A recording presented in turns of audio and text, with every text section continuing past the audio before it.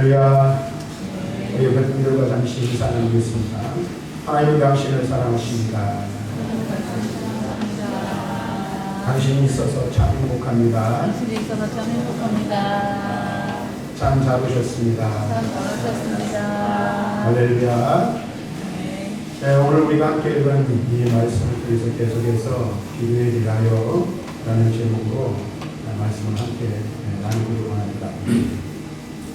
성경을 읽고 내려가다 보면 기도에 관한 수없이 많은 이야기를 들을 수가 있습니다.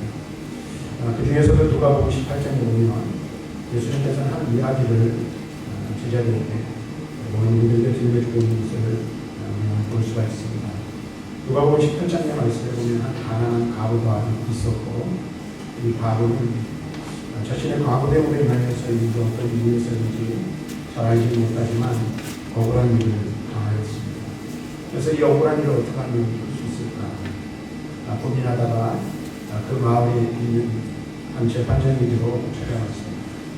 이 말씀에 보면 이 재판장은 부귀한 사람입니다. 아마도 예물을 받아야만 문제를 해결해주는 그런 사람이었던 것 같습니다. 이 가난한 과부를 보니까 어떻습니까? 과부이죠.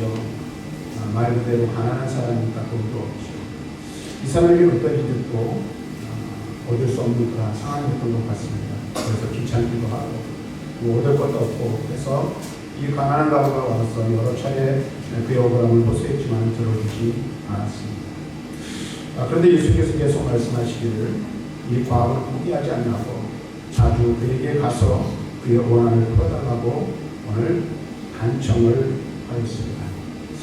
이 재판장이 이 일로 인하여 원한을 풀어주겠다는 답을 얻었는데 그 원한을 풀어주겠다는 그 이유는 이 과부가 정말로 억울해서가 아니라 그가 너무나도 자주 찾아와 그에게 간청을 하기 때문에 그냥 내버려두면 귀찮아서 도저히 견딜 수가 없어서 이 가난한 과부의 원한을 풀어주었다 라고 예수님께서 이야기를 들려주셨습니다.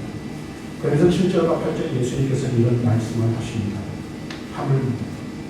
하나님께서 그 밤낮 부르짖는 택하신 자들의 원한을 풀어주시지 아니하겠느냐. 그들에게 오래 참으시겠느냐. 내가 너희에게 이르노니 속히 그 원한을 풀어주시리라. 그러나 인자가 올 때에 세상에서 믿음을 얻느냐 하시리라. 뭐라고 말씀하셨습니까? 하물며 하나님께서 밤낮 그 부르짖는 택하신 자들의 원한을 풀어주시지 아니하시리라. 이렇게 말씀을 하시고 있습니다. 예수님께서 가난한 과부의 이야기를 들려주심을 통해서 기도가 무엇인지, 하나님이 그 기도에 대해서 어떻게 말씀하시는지에 대해서 우리에게 가르쳐주고 있습니다. 예수님의 이야기를 통해서 우리는 그 이야기 속에서 중요한 기도의 요소를 배우게 됩니다. 그것은 다름 아닌 인내하고 응답될 때까지 구하는 간청의 기도를 드립니다. 하나님께서 그 사람의 기도를 반드시 들어주실 것이다 라는 교훈을 우리들에게 주고 있습니다. 우리가 지금까지 계속해서 엘리야의 기도에 관한 부분을 살펴보고 있습니다. 오늘 우리 함께 나눌 말씀 속에서도 엘리야의 기도를 통해서 우리는 기도의 중요한 요소 두 가지를 배울 수가 있게 됩니다. 그래서 엘리야의 기도의 그 내용을 보면서 기도에는 어떤 요소가 담겨져야 하는가 하는 부분들에 대해서 말씀을 함께 나누고, 우리가 하나님 앞에 기도할 때에 이와 같은 두 가지 요소를 가지고 하나님 앞에 기도해야 하겠다 하는 말씀을 나누려고 합니다. 제자님의 임한 불로 응답받은 엘리야는 이제 하나님의 약속을 붙들고 갈멜산 꼭대기로 올라갑니다. 그리고 거기서 그는 다시 기도를 합니다. 그런데 이 엘리야가 기도를 하는데 아주 중요한 이야기를 우리에게 주고 있습니다. 그것이 무엇이냐면 기도하다가 일어나서 그의 주에게 저 끝에 가서 바다에서 무슨 일이 일어나는지를 보고하는, 아무 일이 일어나지 않아요. 그런데 또다시 기도를 합니다. 그리고 또다시 시켜서 가서 보고. 근데 물론 무려 그러기를 몇 번까지 했다라고 부분에 기록하고 있는데 7번까지 그렇게 하였다 라고 말하고 있습니다. 다시 말하면 그는 바다에서 손바닥만한 자그마한 구름이 일어나기까지, 그 수가창이 그 구름이 일어날 때가 7번까지 기도하였는데 7번째 기도하였을 때에 바다에서 손바닥만한 구름이 일어나는 것이 보입니다 라고 했을 때 그의 기도를 멈추었다라고 말하고 있습니다. 다시 말하면 엘리야는 몇 번 기도합니까? 7번 기도했습니다. 그리고 손바닥만한 구름이 바다 끝에서 일어났다라고 말합니다. 이것은 우리에게 무엇을 가르쳐주고 보냐면, 엘리야가 기도하는 것은 하나님의 약속하신 말씀이 징조로 보일 때까지. 오늘 본문의 말씀에는 7번이라고 기록하고 있지만 7번은 물론 이제 해석하기 나름입니다만, 보통 일반적으로 성경에서 숫자를 이야기할 때는 여러 가지 상징적인 의미가 있는데, 이 7이라는 숫자는 완전한 수를 말합니다.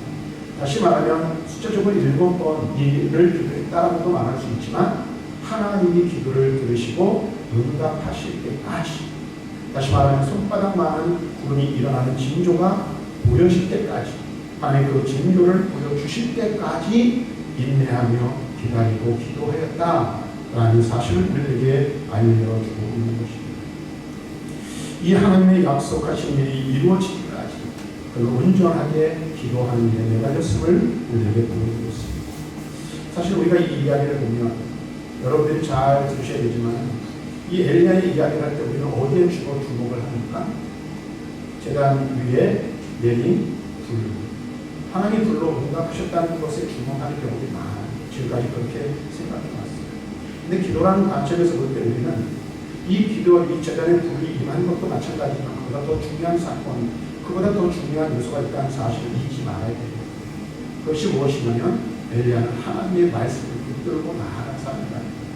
어떤 말씀이요? 하나님이 약속하시고, 여러 번 말씀드렸지만 엘리야의 그 갈멜산의 결투를 통해서 하나님께서 엘리야를 통해서 나타내시고 이스라엘 백성들을 깨닫게 하시고자 하신 것이 무엇이었습니까? 하나님의 하나님 되심을 백성들이 깨닫고 그것을 고백하도록 하시기 위해서 하나님께서 엘리야를 부르시고 그를 보내시고, 어디로 보냈어요? 이스라엘 백성에게 보내고 바알의 선지자에게 보내고 그를 잡아 죽이려고 하는 누구에게로? 아합에게로 보내십니다. 그래서 약속을 하셨어요. 어떤 약속을 주셨습니까? 하나님의 하나님 되심을 드러내십니다. 그 응답의 결과로 갈멜산 제단 위에 불이 임하는 거예요. 근데 또 한 가지 중요한 것은 뭐냐면, 하나님께서 그 약속의 내용이 뭐냐는 거죠. 약속의 내용이 무엇이었습니까? 3년 6개월 동안 이스라엘 등에 비가 내리지 않았는데 이제 내가 다시 너희에게 비를 주겠다. 가서 말하라. 아합에게로 보낸 거예요. 누구를 보낸 거예요? 엘리야를 보내신 거예요. 다시 말하면 엘리야에게 약속하신 것은 갈멜산의 제단의 불보다 더 중요한 것이 무엇입니까? 하나님 되심을 드러내기 위해서 비를 내리지 아니하신 그 하나님께서 이제 자신이 하나님이신, 전능하신 하나님이시라는 사실을 드러내시기 위해서 무엇을 주시겠다고 약속하시고 비를 주시겠다 약속하시고 그 비 내리는 것을 통해서 하나님 되심을 나타내시겠다고 말씀하시면서 엘리야를 보내는 거예요. 엘리야는 바로 그 하나님의 약속의 말씀을 붙들고 무엇하기까지, 비가 땅에 내리기까지 그는 기도하였다는 사실을 여기서 우리에게 가르쳐 주고 있는 거예요. 저와 여러분들이 하나님 앞에 기도할 때 마찬가지입니다. 우리는 기도 생활을 해야 된다는 강조들을 많이 하고 제가 앞으로 계속해서 기도에 관한 설명을 할 거예요. 근데 기도를 하는 무엇보다도 중요한 요소, 가장 근본적인 게 있어요. 여러분들이 왜 기도하느냐, 무엇을 붙들고 기도하느냐가 중요하다는 거죠.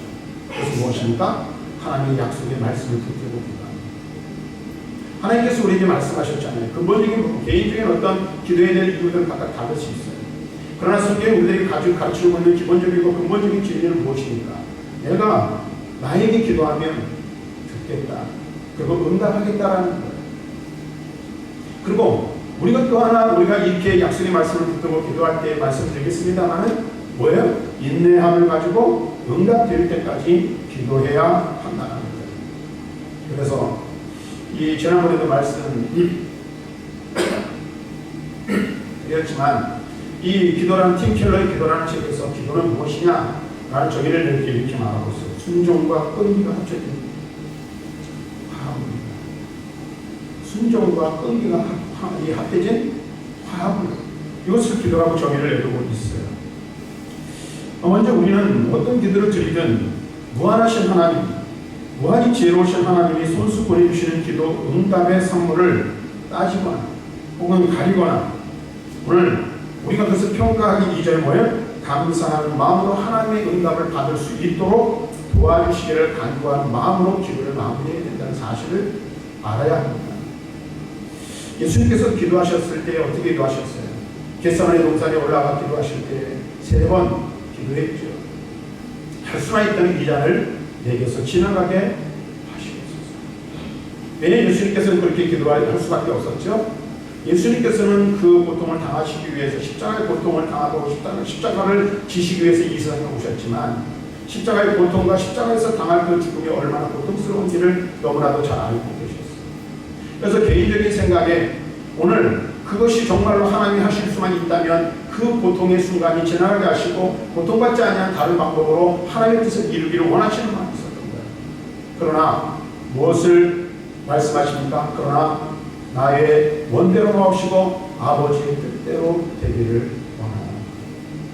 이것이 예수님의 기도였어요. 우리는 무엇인가를 하나님 앞에 구합니다. 간구합니다. 또 때때로 우리는 답을 정해놓고 하나님 이거 꼭 주셔야 됩니다 하고 기도할 때도 있습니다. 그런데 우리가 기도를 마무리할 때는 어떻게 기도해야 돼요? 하나님 그 일에 응답하시든 다르게 응답하시든 또는 하나님 우리가 전혀 예상치 못한 다른 어떤 것들로 말씀하시든지 간에 어떠한 경우에든지 하나님께서 우리에게 말씀하시는 대로 우리는 그 말씀을 받아들일 수 있는 믿음의 준비가 되어져 있어야 한다라는 것입니다. 왜 그럴까요? 왜 그래야만 할까요? 우리가 구하거나 생각하는 것보다 더 넘치도록 하시는 그 하나님은 정말로 우리에게 최선이 무엇인지 우리의 필요가 진정한 필요가 무엇인지 우리에게 꼭 있어야 할 것들이 어떤 것이며 우리에게 가장 유익한 것이 무엇인지 아시는 분은 하나님 한 분이시기 때문에 그렇다. 우리는 수없이 많은 것들을 구합니다. 그러나 마치 어린아이가 위험한 물건을 부모에게 요구한 것과 같은 것들을 하나님 앞에 때때로 구할 때가 있다는 거예요. 또 어떤 경우에는 하나님의 마음에 합당하지 않은 것들을 구할 수도 있어요. 그러나 하나님은 선하신 분이시기에 그럼에도 불구하고 우리의 기도를 응답해 주셔요. 응답해 주시는데 때때로 우리가 원하는 것이 아닌 것처럼 보이는 것들을 주실 때가 있다는 거예요. 그렇게 여러분은 어떻게 하셔야 합니까? 그러함에도 불구하고 하나님의 은혜에 감사하고 기도 응답에 감사해야 한다라는 것입니다. 우리는 하나님께서 우리 기도에 어떤 처분을 내리시든 순종할 믿음의 자세가 준비되어져 있어야 한다는 거예요. 우리의 기도에 어떻게 응답하시든지 순종할 수 있는 믿음이 저와 여러분들에게 있기를 주님의 이름으로 간절히 축원합니다. 오늘 우리가 누가복음 18장의 말씀에 대해 마지막에 뭐라고 말했어요? 인자가 세상에 올 때의 믿음을 인자가 올 때 세상의 믿음을 보겠느냐라고 분명히 말씀하셔요. 우리는 기도하고 어떻게 해요? 하나님이 내가 생각했던 것과 다르게 응답하시면 원망하고 불평하고 그럴 때가 있다는 거예요. 그러나 오늘 우리 기도하는 모든 기도의 사람들은 어떻습니까? 어떻게 응답하시든지 어떠한 것을 주시든지 간에 우리는 믿음으로 그것을 받아들일 수 있는 준비가 되어 있어야 한다는 것입니다. 우리가 기도하며 나갈 때 하나님께서 응답하심에 감사할 마음을 주시기를 간구해야 하는 것입니다. 우리가 잘 아는 사도 바울이라는 사람이 있죠. 고린도전서 12장 7절부터 9절 말씀에 보면 사도 바울은 이런 고백을 하고 있습니다. 여러 계시를 받은 것이 지극히 크므로 너무 자만하지 않게 하시려고 내 육체에 가시고 사탄의 사자를 주셨으니 이는 나를 쳐서 너무 자만하지 않게 하려 하십니다. 이것이 내게서 떠나가게 하기 위하여 내가 3번 주께 간구하였던 나에게 이르시기를 내 은혜가 내게 족하도다. 이는 내 능력이 약한 데서 온전하여 지내라 하십니다. 그러므로 도리어 크게 기뻐함으로 나의 이 여러 약한 것들에 대하여 자랑하니 이는 그리스도의 능력이 내게 머물려 하려. 어떤 사람은 바울의 가시를 안직이었다 또는 간질이었다 뭐 여러 가지 이야기들을 합니다. 그런데 그의 육체에는 그 육체를 떠나지 않는 연약함이 있었어요. 그리고 그 연약함이 때때로 그에게 수없이 많은 괴로움을 가져다 주었어요. 그래서 그는 하나님 앞에 간절하게 기도했어요. 그런데 하나님께서 그에게 하신 말씀이 무엇입니까? 지금 네가 받고 있는 그 은혜가 너에게 족한다. 너의 약함이 곧 너의 능력이라고 바울에게 말씀하셨습니다. 이에 대하여 바울은 어떻게 해요? 그 능력으로 인하여, 약한 것이 능력이 됨을 인하여 하나님 앞에 감사하였음을, 자랑하였음을 볼 수가 있는 것입니다. 우리는 기도할 때 우리가 바라는 대로 응답되지 않을 수도 있습니다. 그러나 하나님께서 우리에게 어떻게 응답하시는지 하나님의 뜻에 전적으로 순종할 수 있는 마음, 순종할 수 있는 믿음이 우리들에게 있어야 한다는 사실, 바울을 통해서, 예수를 통해서 배울 수 있어야 하는 것입니다. 다시 말하면 기도에는 무엇이 요구됩니까? 순종, 절대적인 순종이 요구되어집니다. 왜? 우리를 향하신 하나님의 험하시고 심오하신 뜻이 어떤지 우리는 잘 알지 못한 연약한 인간이기 때문입니다. 제가 30년 조금 넘게 전도사부터 지금까지 목회 사역을 하고 있는데 잊혀지지 않는, 잊을 수 없는 한 가정이 있습니다. 제가 제 아내와 결혼하고 한 1, 2년 정도 지났을 때 요즘 그 기생충이라는 영화가 그 상을 받고 지금 우리나라 반지하가 굉장히 그 뭐랄까 인기라 그럴까요? 뭐랄까요? 큰 반향을 일으키고 있는데 저도 그런 반지하에 살았었던 적이 있습니다. 몇 년 살았는데 지나가다 보면 사람 발만 보이는 그런 지하에서 산 적이 있습니다. 그런데 제가 살던 바로 뒷집의 반지하에 사는 제가 지금 성교관 교회한 성도 가정이 있었어요. 남편은 여러분들 보시면 적성장애나 장날에 신발 가지고 나오시는 분들 있잖아요. 차에다가 이분이 이 전국의 장을 돌아다니는 신발을 파는 그런 분이었어요. 남편. 형제 둘 아들이 있었는데 이 큰 아들이 굉장히 똑똑하고 아주 지혜로웠습니다. 근데 초등학교를 입학하기 전인가 입학하고 나서가 이 아이가 병이 들은 거예요. 어떤 병이 들었냐는데 중량이 하나 있었던 겁니다. 서울대 소아과 병동에 입원을 해서 수없이 많은 시간들 속에서 이 아이를 치료하기 위해서 남편이 열심히 돈을 벌고 또 아내 되시는 집사님도 아이를 위해서 기도하기도 하고 간호를 했어요. 그런데 이 아이가 오래 가지 못하고 하나님의 부르심을 받았어요. 그런데 얼마 있지 않아서 이 남편이 가평장으로 신발을 신고 장사를 하러 가다가 벙커트럭과 추돌을 해서 몸이 산산이 뛰어져 죽었어요. 그 이야기를 제가 그때 담당 교육자였기 때문에 밤에 듣고 가평에 있는 장례식장까지 갔는데 몸이 깨진 것을 볼 수가 있었습니다. 제가 왜 이런 얘기를 드리냐면 이 엄마 아버지는 이 아이의 병이 낫기를 위해서 여러 가지 기도했어요. 그리고 그를 위해서 굉장히 많은 노력을 기도했어요. 근데 하나님께서 아들만 불러가신 것이 아니라 남편까지도 아버지까지도 불러가신 거예요. 그 이후로 이제 그 지역에서 사실 수 없어서 성남이라는 곳에 여자 집사님 이사를 가셨는데 지금까지 소식이 없습니다. 근데 제가 왜 이야기를 그러냐 그런 거예요.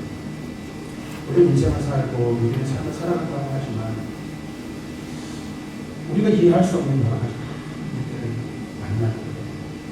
그 중에서는 특별히 우리가 고통 가운데, 처절한 고통 가운데 있을 때 하나님 앞에 크게 구해보지만 하나님께서 우리의 기도를 들으시지 않는 것 같고 우리의 기도를 응답하시지 않을 것 같은 그런 때를 우리는 경험하기도 하는 것입니다. 마치 요나가 물고기 뱃속에 갇혀 있어서 사흘 밤낮 동안 갇혀 있어서 수렁 속에 어둠 속에 갇혀 있는 것처럼 앞이 보이지 않고 문제는 해결되지 않는 어떠한 소리도 들을 수 없는 그런 절망적인 상황 가운데 우리는 있을 수 있다. 그런데 여러분 분명하게 기억하셔야 되겠습니다. 우리가 그러한 삶의 상황 가운데 있다 할지라도 하나님은 여전히 살아계십니다. 하나님 역사하신다는 사실. 그리고 하나님께서는 우리가 원하는 대로 응답하시지 않으시고 우리 기도를 들으시지 않는 것 같지만 하나님은 반드시 하나님의 방식대로 하나님의 뜻을 이루시기 위하여 응답하신다는 사실을 우리는 분명하게 기억해야 한다는 사실입니다. 그래서 이해할 수 없는 기도 응답이 있고 이해할 수 없는 일들이 있어도 믿음으로 순종하며 하나님 앞에 기도하며 나아가는 그 믿음이 저와 여러분에게 요구되어진다는 사실을 알아야 합니다. 기도할 때 우리가 꼭 붙들어야 될 것 하나가 한 축이 뭐냐면 바로 순종입니다. 주께서 무엇을 말씀하시는지 내 기도에 어떻게 응답하시는지 제가 그것을 그대로 받아들이겠습니다. 순종하겠습니다. 믿음이 우리에게 있어야 한다. 그 다음에 두 번째로 오늘 우리가 기억해야 될 게 있어요. 주는 그리스도인들의 믿음을 가지고 구체적으로 그거 집중해서 되풀이해가며 기도하며 반드시 들으시겠다고 약속하십니다. 그러므로 기도에 무엇이 있어야 하는가? 바로 끈기가 있어야 한다는 것입니다. 그래서 여러분 기도하는 사람들을 보면 기도의 사람들을 보면 여러분들 잘 들으십시오. 믿음이 있습니다. 포기하지 않는 믿음입니다.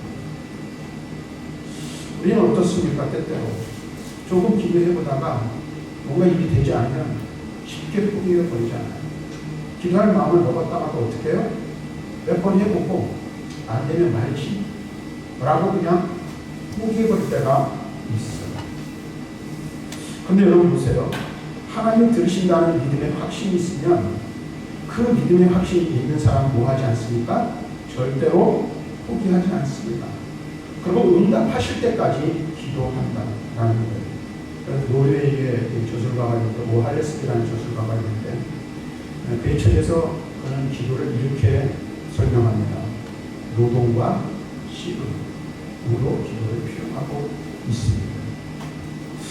그렇게 표현을 하면서 그는 이렇게 말합니다. 기도의 마무리는 늘 그럴지라도 주님의 뜻이 이루어집니다.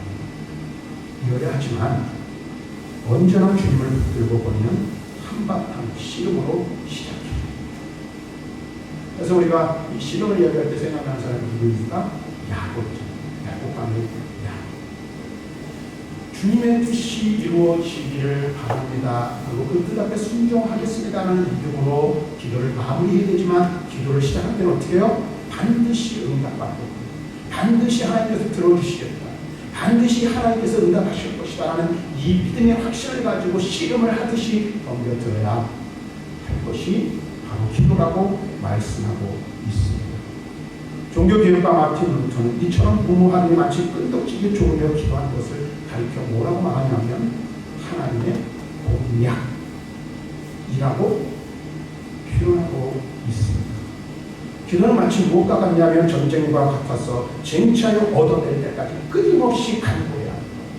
하나님을 하여 천국을 침노하듯이 끊임없이 하나님께 얻어내기 위해서 간절히 어린아이들의 표현이라면 조르고 또 조르는 그와 같은 믿음, 인내가 있어야 한다고 말하고 있는 것입니다. 사랑하는 성도 여러분, 우리는 기도에 응답될 때까지 기도해야 돼요. 하나님께서 우리의 기도를 들으시고 응답하실 때까지 어떻게 해요? 부르짖어 간구해야 한다는 사실을 분명하게 알아야 합니다. 설교를 시작하면서 누가복음 18절에 나오는 한 가난한 과부의 이야기를 예수님께서 들려주셨다고 말씀드렸습니다. 이 말씀에 오면 제가 제 눈에 탁 들어온 말씀을 자주 들었습니다. 라는 말이에요. 자주 들었다는 말은 무슨 말이에요? 생각하면 들리고 생각나면 들리고 억울하면 들리고 속상하면 들리고 그래서 계속해서 누굴 찾아간 거예요? 재판장을 찾아간 거예요. 언제까지 찾아갔을까요? 그 재판장이 자기의 억울함을 풀어줄 때까지 찾아간 거예요. 그러면서 이 가난한 가부의 이야기를 말씀하시면서 예수님께서 무엇을 말씀하십니까? 하물며 하나님께서 우리의 억울함을 우리의 원한을 풀어주시지 않겠느냐 말씀하고 계십니다. 예수님께서는 무엇을 말씀하시는 거예요? 응답 받을 때까지 하나님 앞에 조르듯이 기도하라고 말씀해 주고 있다는 사실입니다. 그래서 기도에는 무엇이 필요합니까? 순종과 끈기가 있어야 되는 거예요. 내가 기도하면 하나님께서 무엇을 내게 말씀하시는지 그 말씀 앞에 순종할 수 있는 믿음이 준비되어 있어야 돼요. 그러나 기도를 시작할 때는 어떻게? 이루어주시기를 간절히 구하는 열정을 가지고, 믿음의 열정을 가지고 기도해야 한다는 사실입니다. 이 두 가지는 우리가 놓쳐서는 안 되는 아주 중요한 것입니다. 사실 이 두 가지를 우리가 이해하는 마치 두 가지는 두 갈래로 나뉘어진 상반된 어떤 이야기인 것 같아요. 그래서 이 두 가지의 균형을 이루는 것이 무엇보다도 중요해요. 그래서 찰스 포지라는 신학자가 있는데, 이 사람은 기도의 필수 요건이라는 것을 설명하면서 그 대목에서 뭐라고, 순종과 끈기는 마치 동전의 양쪽이다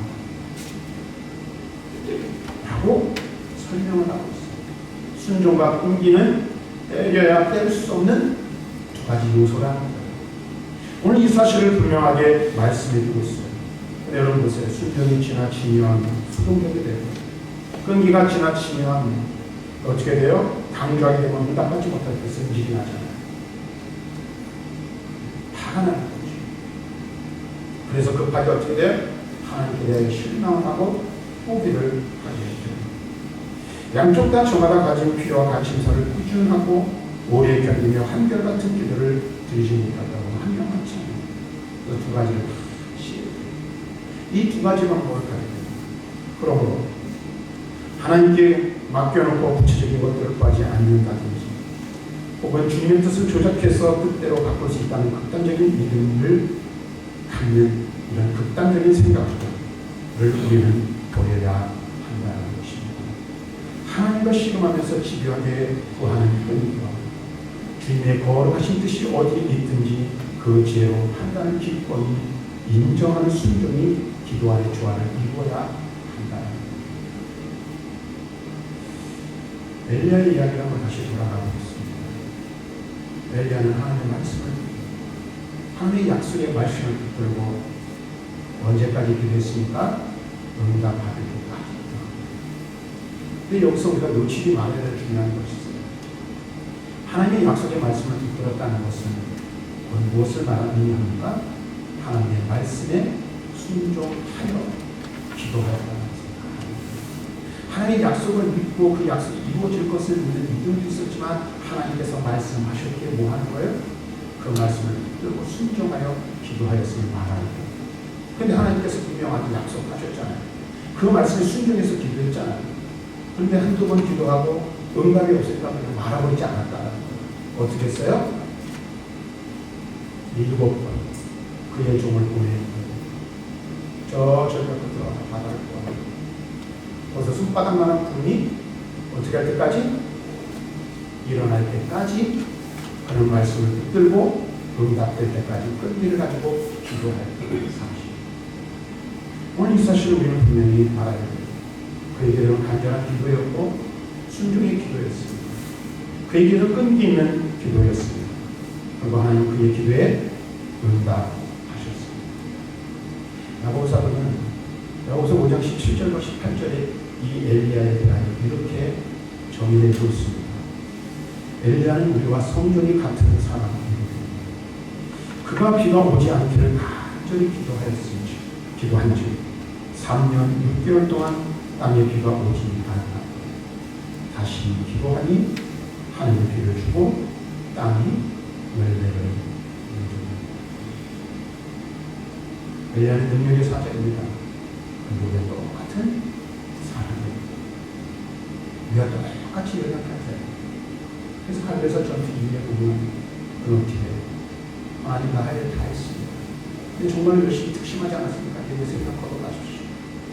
하나님이 뭐라 할까요? 갑자기 사람 변화를 볼 수 있어요. 뭐야? 그도 우리가 똑같이 연약하다는 사실을 우리는 알 수가 있습니다. 그런데 그는 어떤 사람이었습니까? 기도의 사람이었던 것입니다. 그는 하나님께 기도했고 하나님은 그의 기도를 들으셨습니다. 그리고 우리가 소위 말하는 기적과 같은 일들이 기적이 그 기도를 통해서 일어나게 되었던 것입니다. 이것은 분명 하나님이 일하시는 결과입니다. 하나님은 언제 일하십니까? 하나님의 거룩한 백성들이 하나님을 향하여 기도할 때에 하나님이 일하신다는 사실을 우리는 여기서 또한 배우게 되는 것입니다. 사랑하는 성도 여러분, 하나님은 우리의 기도를 들으시겠다고 약속하셨습니다. 순종하는 믿음과 끈기 있는 믿음을 가지고 기도하라. 그러면 응답하시겠다 약속하시고 있습니다. 이 약속의 말씀을 붙들고 저와 여러분들이 하나님 앞에 나아가 기도하는 기도의 사람들 다 됐으면 좋겠습니다. 언제까지 기도해야 될까요? 언제까지 기도해야 될까요? 응답받을 때까지. 하나님이 우리의 기도를 들으시고 역사하실 때까지 기도하며 나아가는 저와 여러분들의 시대를 주님의 이름으로 간절히 축원합니다.